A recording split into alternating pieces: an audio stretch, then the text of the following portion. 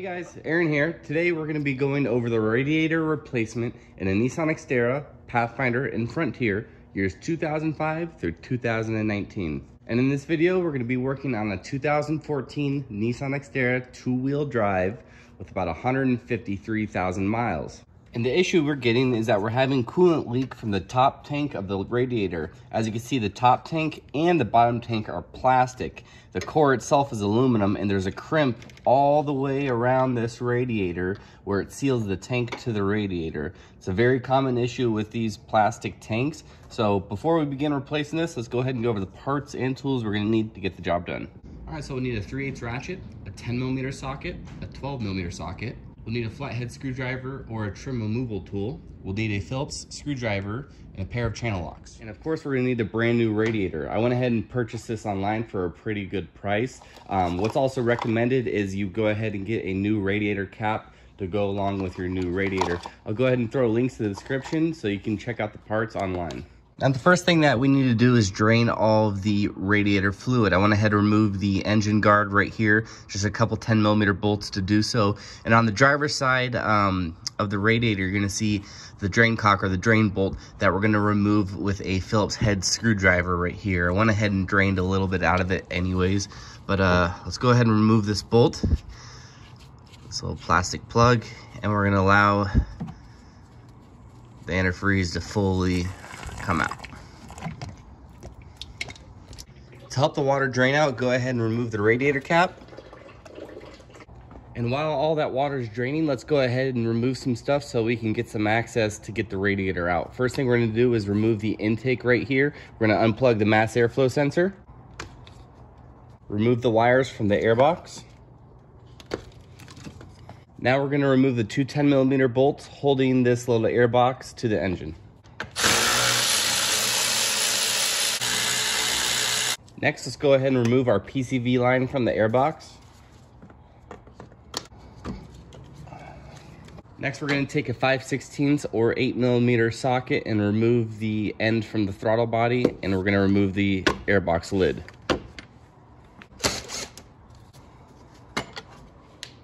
All right, next step, we're going to go ahead and remove the upper radiator hose by removing the two spring clamps. Next step, we need to remove the wires for the radiator fan, the electric radiator fan right here. And to do that, just simply remove the plastic grommet and the electrical connector. All right, now next step is going to be removing the radiator shroud. In order to do this, this is a two-piece radiator shroud, and we need to unhook the bottom portion. We could reach around the radiator shroud and you'll kind of feel it at the bottom. You can simply just tug on the bottom and it'll come out. Here's a little bit of a better look on how the bottom attaches. See that there? Just simply pull down a little bit and it will detach.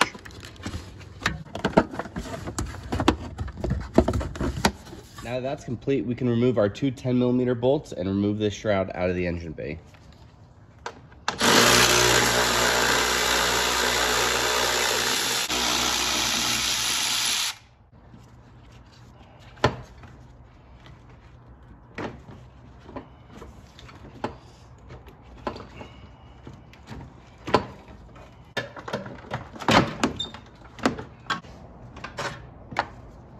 All right, so as you can see with our radiator shroud out of the way, we have a lot more room. Last thing before we get to the mounts is we need to remove the transmission cooler lines, which you can see those two small ones, and the lower radiator hose just with a simple pair of pliers. Make sure you do have a drain pan available because you will leak some transmission fluid out.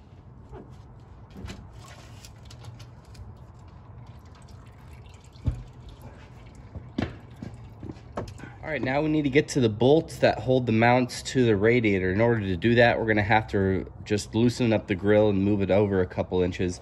I'm gonna be using a flathead screwdriver to remove these plastic little pop rivets here.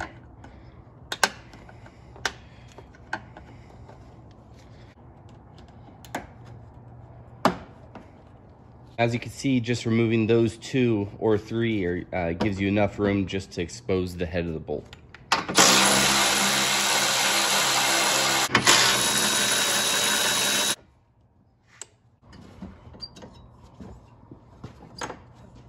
Okay, so the AC condenser is attached to the radiator in a couple points. We're gonna have to take a 10mm socket or wrench to remove the bolts.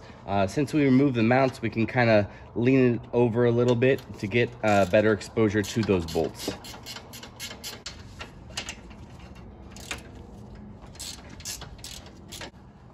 All right, once that's complete, we can go ahead and take the condenser and lift it up a couple inches just to undo the mounts. There's pins in the bottom of the condenser that go into the radiator. By lifting it up, we're gonna unseat the condenser from the radiator.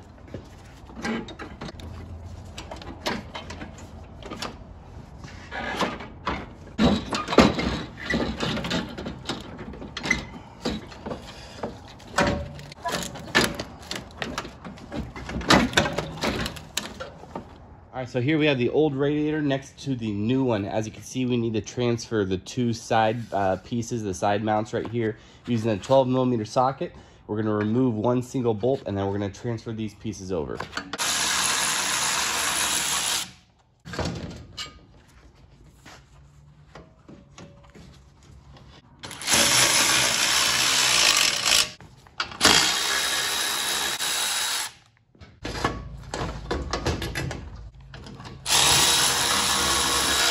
So now that we've transferred everything from the old radiator to the new radiator, it's time to install it into the vehicle.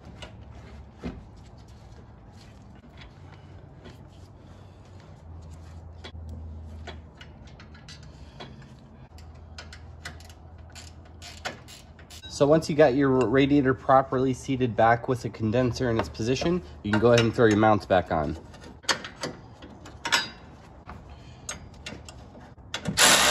One thing to note before you put your cooler lines on, it's a pretty common thing to bypass this transmission cooler right here. You don't have to. A lot of people like to do that because the transmission cooler can fail on these vehicles and cause coolant to go into the transmission. So if you want to do that, just take your two transmission hose and put them together with a little connector, little barb fitting, just to connect them together and completely bypass the radiator. Again, you don't have to do that, but a lot of people do like to do that just to avoid any issues in the future with the transmission cooler failing.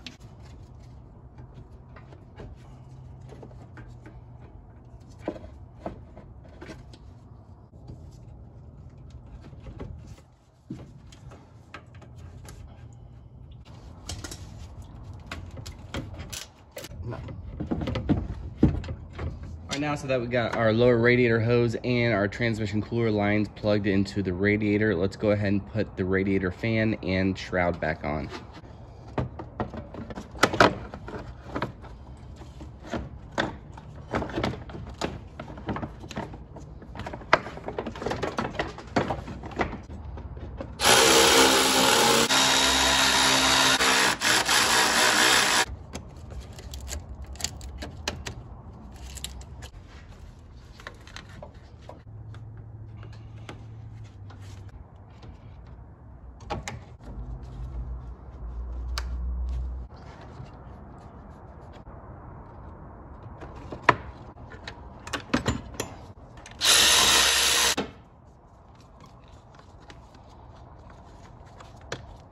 All right, now that we have everything put back together, it's time to go ahead and add coolant and work all the air out of the system.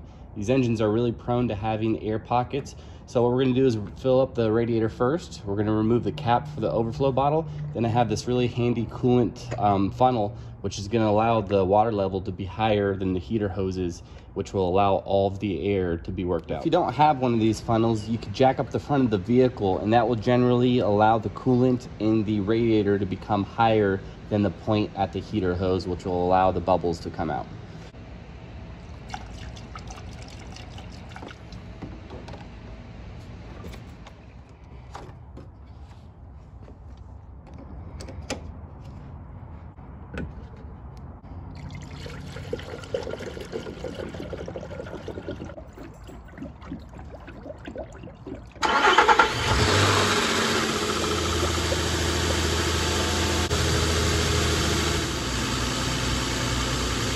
Have all of our air pockets, so let's go ahead and remove our funnel. And now we can go ahead and put our radiator cap back on. All right, guys, the vehicle's up to temperature. Air is nice and warm, so all the air is out of the system. So that pretty much concludes this video. If you guys have any questions or comments, feel free to leave something in the comment section. I hope you enjoyed this video. Make sure to check out the links in the description for the parts and tools I used during this video. Thanks again, as always. See you next time.